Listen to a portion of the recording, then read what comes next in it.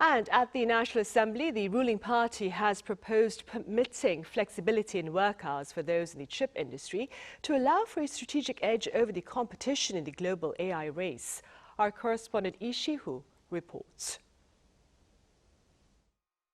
How can South Korea's semiconductor industry further boost its global competitiveness amid ongoing shifts in the global AI market? The ruling People Power Party has suggested an exception to the current labor law so that employees in the sector could work for more than 52 hours per week, the limit laid out under Korea's labor law. The competitiveness of our semiconductor industry is weakening due to rigid operations based on a 52-hour work week. The legal restriction is blocking R&D and production line operations, despite the lack of time facing us.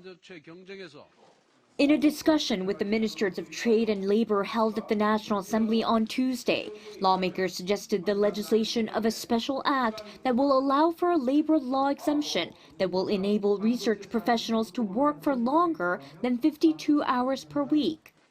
The special act also aims to provide firms with additional government subsidies to support their growth.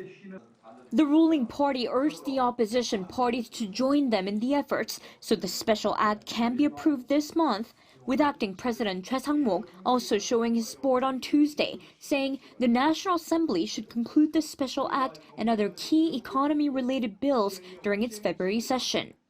The leader of the main opposition Democratic Party, Lee Jae-myung, the day before had spoken favorably of giving the semiconductor industry flexibility in its working conditions, but with restrictions.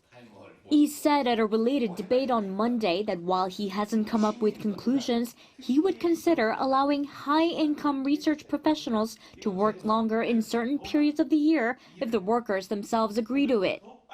Meanwhile, the ruling party and government officials also discussed measures to resolve unsold housing issues occurring in non-capital regions in the country, as well as further livelihood measures for those in need, including grocery vouchers for the financially vulnerable, as well as support for small business owners, workers in jobs with weak stability, and for young people. Tuesday's discussions came following the release of DeepSeek's open-source AI chatbot last month, which has impacted the global AI development environment, and the recent imposition of tariffs by the newly launched Trump administration that is posing increased risks to South Korean firms. Lee Shi-hoo, Arirang News.